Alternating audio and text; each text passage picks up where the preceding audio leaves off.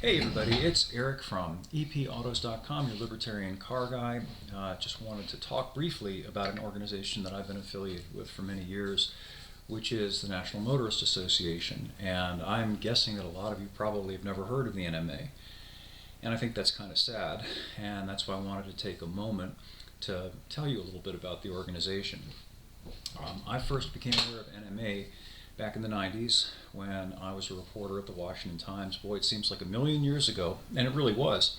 Um, well, one day I got a call from a woman named Gail Morrison, and I did not know Gail. And Gail asked whether I would be free to get a cup of coffee with her to discuss the NMSL. And for those of you who are under 30 today, you probably have no idea what I'm talking about. Well, the NMSL was the National Maximum Speed Limit, and this was something that the federal government imposed in 1974, initially as an energy conservation measure that restricted the speed limit on all highways in this country to 55 miles an hour, if you can imagine that. And it was particularly startling because prior to the imposition of the NMSL, most American highways had speed limits of 70 to 75 miles an hour, which is perfectly reasonable for American highways that were patterned on the German Autobahn, which had anticipated average travel speeds of up to 100 miles an hour. And the Autobahn, of course, was conceived back in the 1930s, and the interstate system that was inspired by it was built in the 50s. So if you can imagine that, they thought it was perfectly safe and it was perfectly legal to drive at 70 to 75 miles an hour in the 60s and up through 1974 in the cars of that period, which by and large still had drum brakes in the back, had very crude primitive suspensions, typically leaf springs, which are truck type suspensions, and bias ply tires, and absolutely no safety equipment, safety technology, I should say. There was no such thing as anti-lock brakes, stability control, traction control, none of that. At any rate, the federal government deemed it to be perfectly reasonable and safe, implicitly, to drive at those highway speeds until they decided to impose the NMSL, again, initially as a fuel conservation measure.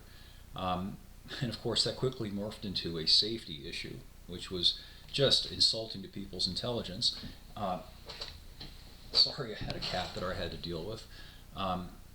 At any rate, so for a period of about 20 years, people were routinely getting issued speeding tickets for driving at speeds that had been perfectly lawful and reasonable on American highways. You'd get pinched for going 62 miles an hour on a 55 mile an hour highway, and you get to pay for that, not just for the ticket, but also for the increase in your insurance premiums. Anyway, the National Motorist Association came along with the intention to fight that and hopefully to repeal it. And Gail was their big lobbying presence in Washington, and I got to know Gail. And Gail was just a tour de force.